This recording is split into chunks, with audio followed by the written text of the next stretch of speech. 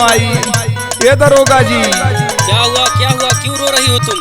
सुनल जब बहुत गड़बड़ हो गया मेरे साथे। क्या हुआ बताओ। अरे हम मेला में आला नहीं, हमारे सैया जी गुम हो गई ना। ये दरोगा जी रपट लिखी ना। अच्छा रोना धोना बंद करो, सबसे पहले बताओ क्या हुआ। सुनी हमार बात। सुनाओ। यही मेलावा में हो, यही मेलावा में सैया मोहे राई ले दैया, हे राई ले दैया।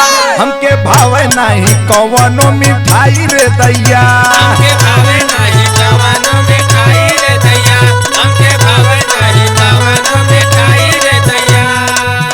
यही मेलावा में हो,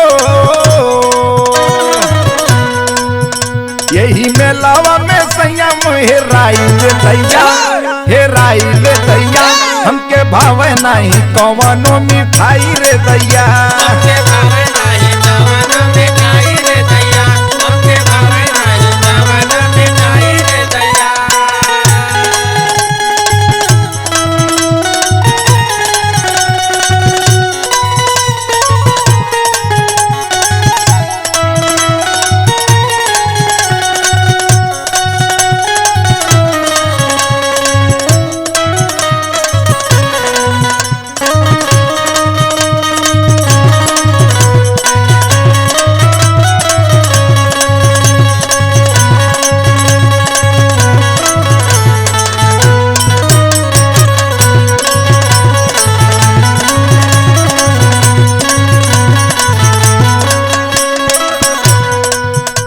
टेंशन मत लो और शांति से तुम मेला देखो।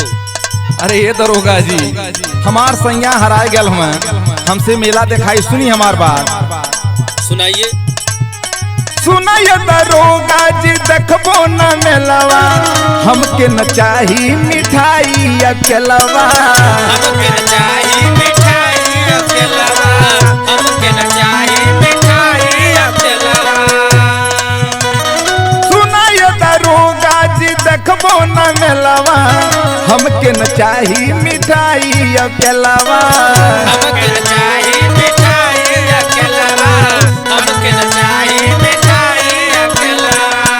कैसे घरावा में हो, कैसे घरावा में मुहावा देखाइए दैया, देखाइए दैया।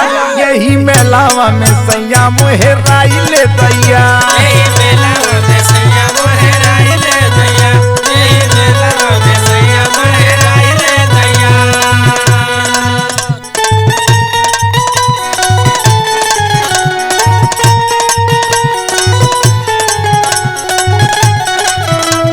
वाह वाह क्या बात भैया।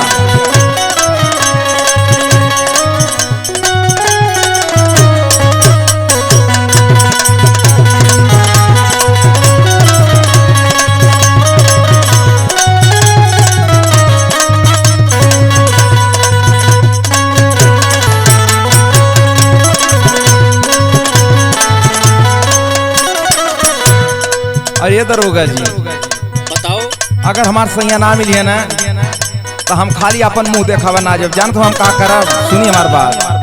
बोलो। सजना के बीनू ना लागेला मनवा, सुनाइए दरोगा जी दे दे भोजनवा, सुनाई दरोगा जी दे दे भोजनवा, सुनाई दरोगा जी दे दे भोजनवा। नहीं परेशान मत हो। सुनल जे हमार बात।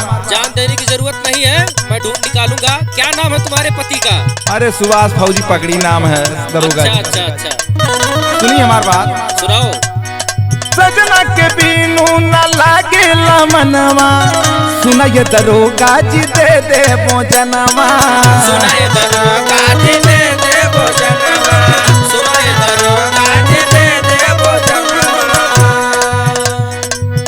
हमके सजना से हो, हमके सजना से जल्दी से मिलाइए दैया, मिलाइए दैया। यही मेलावा में सैया मोहे राई ले दैया, यही मेलावा में सैया मोहे राई ले दैया, यही मेलावा में सैया मोहे राई ले दैया।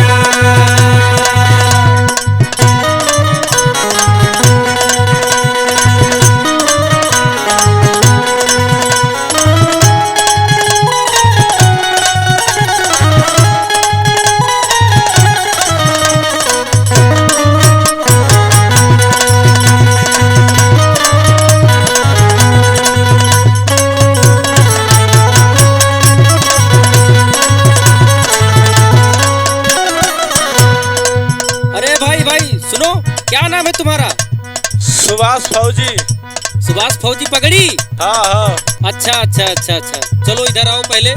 हाँ साहब बतावा का बोलौले। अरे यार तुम्हें पता नहीं है हाँ? तुम्हारी पत्नी इतनी देर से रो रही है। काहे खातिर साहब? अरे तुम्हें पता ही नहीं है क्यों रो रही है? अरे अब आप पूछा था। मेले में उसे छोड़कर तुम चले गए और तब से वो खोज खोज कर तुम्हें रो रही है। कहाँ कौन जगह साहब? अरे धन धन धन, अरे बाप रे बाप, ये दरोगा जी धन है आप, ये हमारे राजा जी हमें। चलो ठीक है कोई बात नहीं। दरोगा जी सुनिए हमारी बात, बहुत बहुत बड़ा उपकार आपका हमरे ऊपर भयल जा। अरे ये तो हमारा फर्ज था। नहीं हमारे सैया जी मिल के नहीं जानते हुए अब हम का करब। बोलो बोलो।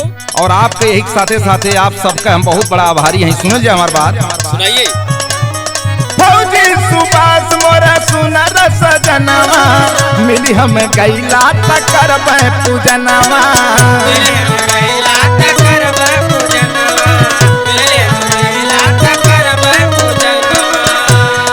फौजी सुभाष मोरा सुनर सजनवा, मिली हम कैला तू करबै पूजनवा।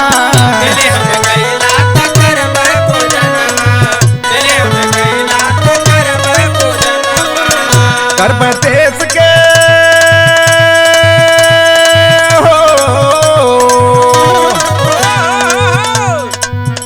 करबै देश के सिपाहीन के बड़ाई रे दैया, बड़ाई रे दैया, धन सजना के हम से मिलाई रे दैया।